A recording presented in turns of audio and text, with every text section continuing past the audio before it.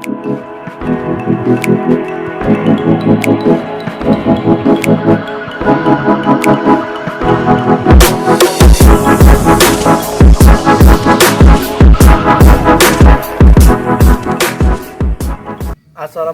warahmatullahi wabarakatuh. Kembali lagi di channel kita Philosopher Dialog. Kali ini kita akan membahas apa, Ton? Membahas masalah Sesuai judul ya. sesuai judul ya, lagi booming itu. Mungkinkah anak presiden jadi presiden? Ya kan? Berarti kita tahu ya, kalau secara konstitusi itu kan presiden kan maksimal 2 periode kan. 2 periode atau lebih tepatnya 10 tahun ya. Nah, Per periodenya 5 tahun sekarang. nah dan secara konstitusi kan nggak memungkinkan untuk Bapak Jokowi kan melanjutkan pemerintahan kan ya. Iya. Nah, bagaimanapun juga harus ada yang menggantikan. Pasti. Nah, bicara soal judul kita, berarti kan nggak jauh-jauh dari anak beliau kan, Ya, yang saat ini lagi digadang-gadang benar. menggantikan beliau ya. Ada 2 orang ya, yang satu Gibran, yang satu Mas Kaisang. Nah, tapi secara kemungkinan apakah mungkin seorang anak presiden jadi presiden? Secara mekanisme bisa jadi kalau anak presiden ini nggak ikut partai bapaknya. Oh iya, karena kan partainya bapaknya kan PDI Perjuangan kan. Perjuangan karena sudah mengusung, sudah ada Ah, nama sendiri, yaitu calon presidennya Bapak Ganjar Pranowo ya kan. Dan per ini tadi ketika saya buka berita, Ah, sudah ada pengumuman bahwa Bapak Mahfud MD ya sekarang didapuk menjadi calon wakil presiden dari Bapak Ganjar Pranowo. berarti sudah fix ya. Berarti sudah fix. Berarti Kalau nggak kita ada bicara kursi kosong ya? kemungkinan, kalau kita bicara kemungkinan untuk Mas Gibran ini sangat tidak mungkin kalau dia Dari- menggunakan kendaraan PDIP. Karena sudah 2 kursi sudah terisi ya. Nah, berarti kapankah dia bisa dimungkinkan untuk menjadi presiden? Karena kalau mengikuti dari Pak Prabowo dengan kendaraan Gerindranya, beliau kan hanya menyediakan kursi untuk wakil kan? Untuk wakil. Nah. Ya. Sekarang kan ada 3 calon ya, sudah mengerucut ke 3 calon, mengkristalnya ke yang pertama Bapak Prabowo dengan calonnya yang masih belum ada, Misterius ya. masih misterius, Disimpan. belum rilis ya. Yang kedua Bapak Anies sudah dengan Pak Amin ya. Gus Amin. Muhaimin. Terus yang ketiga ya ini Bapak Ganjar dengan Pak Mahfud Mahfud MD. jadi masih kosong ini di Prabowo. Berarti kalau Masih memang ada lah, kemungkinan masih ada. berarti apakah memungkinkan untuk satu kontestasi politik itu dihuni oleh 5 kandidat?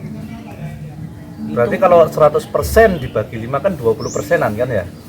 Apakah memungkinkan untuk 5 kandidat bertarung? Berarti kan kalau anak Pak Jokowi ingin jadi presiden, maka harus ada pasangan keempat, ya kan? Berarti kalau pasangan keempat masih memungkinkan kan untuk ikut kontestasi? Itu nggak bisa. Nah, kenapa?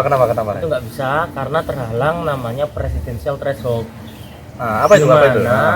Di mana calon presiden ya itu harus mendapatkan 20% dari kursi DPR Saat ini? saat ini. Jadi keputusan MK-nya sudah jelas presidential threshold, dan kemarin banyak aktivis atau pakar yang mencoba mendobrak masalah presidensial threshold ini di MK, dan ternyata masih menemukan titik buntu gitu loh. Masih belum ada titik terang. Terus kalaupun memungkinkan berarti melalui kendaraan partai apa? Partai selain PDI yang berkoalisi dengan Gerindra. Sekarang gini, yang kemarin ini kan sempat viral, Mas Kaisang ini kan dia nggak masuk PDI, nggak masuk PDIP, tapi masuknya ke partai PSI. Oh, Solidaritas Indonesia ya. Padahal secara peraturan PDIP itu tegas menyatakan bahwa kader PDI itu keluarganya semua ikut otomatis ya? Otomatis ikut, karena saking tegasnya sudah banyak kemarin itu banyak sekali dari mantan gubernur Sulawesi itu ada istri atau anaknya yang pindah haluan ke partai lain dipecat loh. Oh, sampai seperti itu ya. Oh, seperti itu. Tapi ini kita menunggu saja ya Apa yang terjadi ya? Misteri yang kenapa akan kok bisa terbuka gitu ya. nantinya. Berarti kalau secara kendaraan dia harus 20% ya? 20% secara kendaraan berarti susah ya? Susah. Jadi mengerucutnya ke 2 sampai 3 calon saja. Kalau misalnya kita bicara kendaraan itu susah untuk menjadi presiden, seorang anak presiden menjadi presiden. Ya. Tapi kalau secara usia kan terlalu muda untuk menjadi presiden. Itu menurut Anda bagaimana itu? Kalau kita merujuk kepada pasal 169 ya, ayat V nomor 7 tahun 2017 itu jelas bahwa batas usia untuk pencalonan capres cawapres itu minimal 40 tahun. Minimal 40 tahun ya. gitu loh. Tapi ada yang menarik ya, akhir-akhir ini ada satu gugatan uji materi tentang pasal itu di MK dan lolos. Kita gimana juga uji materinya bercerita tentang apa garis besarnya? Garis besarnya bahwa batas minimal usia capres cawapres diturunkan. Jadi nggak masalah semisal di bawah 40 tahun, tapi dengan syarat pendukung bahwa dia harus pernah menjabat sebagai kepala daerah. Entah itu wali kota, atau apapun ya. Kalau RT nggak bisa ya? RT nggak bisa. Ranahnya memang harus besar ya. Berarti memang ini ya, memang seperti apa ya? Ada klausul tambahan bisa di bawah 40 dengan catatan. Karena sebelum si anak mahasiswa ini mengajukan gugatan uji material, ya objek gugatan itu sebelumnya sudah pernah, ya hal seperti itu dibahas dan digugat juga di MK, tapi tetap masih buntu, tidak ada titik terang. Itu luar biasa ya mahasiswanya ya. Mahasiswanya luar biasa. Tapi perlu kita pahami ya, kita pertegas di sini bahwa undang-undang pemilu sebenarnya bukan ranah MK. Loh, harusnya di Bawaslu atau apa, di mana? Kalau kita bicara undang-undang pemilu itu masuknya open legal policy. Bahwa yang berhak atau yang bisa mengutak-utik itu adalah si pembuat undang-undang sendiri. Berarti DPR bisa disetting apa maunya kita ya, berarti ya? Iya, DPR dan presiden loh ya. Yang pembuat undang-undang kan DPR sama presiden. Dengan syarat yang mengikat pastinya. Banyak sekali pertimbangan, banyak sekali faktor, banyak sekali indikator. Gak bisa kita mengubah-ubah utak-utik undang-undang seenak gue gitu loh, kan nggak mungkin. Berarti kalau misalnya secara kendaraan anak presiden itu sulit untuk dicalonkan sebagai presiden, berarti secara usia masih memungkinkan berarti ya? Masih memungkinkan, berarti bisa ini Mas Gibran ya, bisa. Tapi dengan syarat itu tadi, dia harus berani mengambil sikap untuk pindah dari titik itu. Apakah itu mungkin? Itu masih menjadi tanda tanya. Padahal Mas Kaisang saja ini masih bias ya.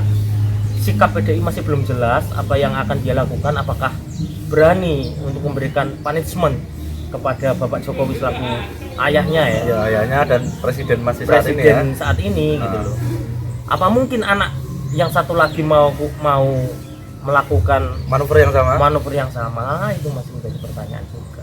Menurut Anda apakah tidak beresiko misalnya kalaupun memang di luar skenario ya, di luar apapun itu dia dicalonkan jadi presiden, apakah tidak beresiko ketika seseorang yang masih muda itu memimpin suatu negara?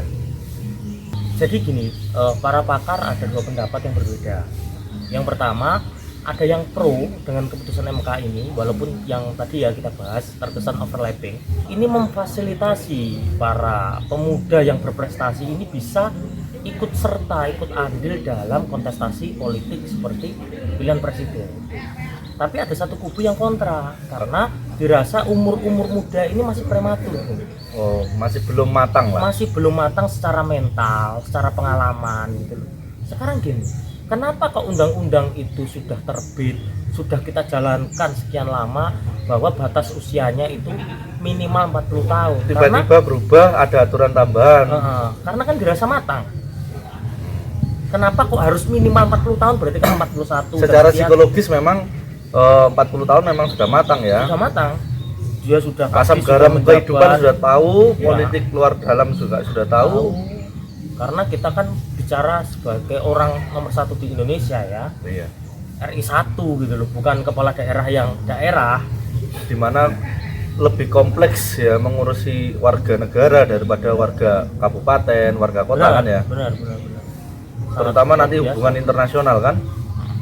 Dan sekarang ada lagi yang membahas bahwa kalau semisal peraturan itu dirubah di tengah-tengah perjalanan Nah, seperti ini, apakah itu fair? Gitu. sepertinya kayak ada kecenderungan ini, Apakah itu fair? kecenderungan apa ya, pembuatan dinasti. Ya nggak sih? Dari anak dari ayah ke anak, Sana anak ke ya. cucu, mungkin bisa jadi seperti itu kan. banyak yang melihatnya ke arah ke sana. Berarti Tapi kalau saya nggak mau Spekulasi menjustifikasi atau mau berspekulasi ke sana dulu ya. Coba kita menelaah sesuatu ini secara lebih bijak ya.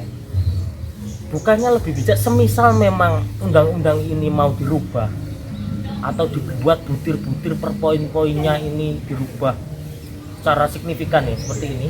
Kenapa kok nggak periode selanjutnya Sebelumnya? saja? Selanjutnya saja. oh, Selanjutnya saja setelah 2024 ini selesai, ada yang jadi, setelah itu digodok lagi, gitu loh. jadi Itu sepertinya saya rasa lebih fair. ya, jadi kayak Lebih nggak fair. terkesan menyiapkan seseorang ya, Nggak boleh, menyiapkan nggak jalan boleh. ya, Iya. jalan Di red dalam carpet sebuah permainan, peraturan itu tidak boleh dibuat di tengah. Oh, iya. Ketika proses itu sudah mulai berjalan. Apalagi tahun depan sudah tahun politik sudah. Sekarang 2023, Nah, tahun depan 2024. ya nggak fair rasanya Nggak ya. fair. Permainan apapun, kita bicara permainan apapun, kita analogikan apa? Ya kayak kita main catur lah. Main Ya, catur. Main catur memang aturan sekali kita pegang bijaknya, ya sudah itu harus dijalankan. Harus Entah jalan, kemana. Pak. Benar. Tapi nggak lucu ketika permainan catur tiba-tiba tengah-tengah jalan, oh aturan dirubah. Aturan Boleh kamu dirubah. sudah megang, nggak apa-apa megang yang lain. Ya nggak jadi berangkat. Benar. Ya aku rasa nggak sportif lah itulah. Ya nggak sportif kan, relate kan. Dunia olahraga pun juga nggak gimana ya, akan cenderung kita menilai menguntungkan salah satu pihak, Benar, ya kan ya. benar. Dan kita bicara kalau permainan sama kontestasi politik ini kan mirip sebenarnya. Iya. Suatu kegiatan. Karena ada yang sudah menang, ada yang kalah kan ya. Ada yang menang, ada yang kalah. Ada peraturan yang mengikat. Ada rulesnya bahwa kita harus melakukan itu sesuai dengan aturan, kan seperti itu. Jadi Kayak kurang bijak saja. Jadi harapannya pemilu tahun depan lebih fair play ya, Harusnya seperti itu. lebih fair play dan apa namanya tidak ada yang dirasa apa ya kotor lah, ya politik kotor seperti itu. Benar. Karena kita negara demokrasi ya. Semoga Nilai-nilai harapannya demokrasinya nggak hilang lah. Ya kan? nilai-nilai demokrasinya nggak hilang. Khawatirnya kita kembali ke zaman-zaman sebelum-sebelumnya kan, kita mundur ke sana jadinya.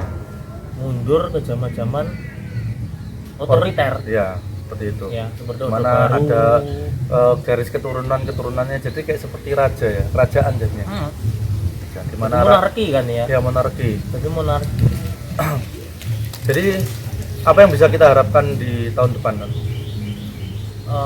Semoga di tahun 2024 ini menjadi presiden yang baik untuk semua pihak, ya, terutama untuk Bapak Jokowi selaku dia sebagai presiden yang menjabat atau presiden yang mengawal untuk Jalannya. terlaksananya Penggantinya. jangan sampai ada kecurangan di detik-detik akhir. Oh iya. Itulah. Kalau kita bicara di Indonesia kan itu menjadi ini kan Polemik ya. polemik, selalu di titik terakhir ada Ada aja Kayak ada miracle yang masalah. seperti itu ya. Benar.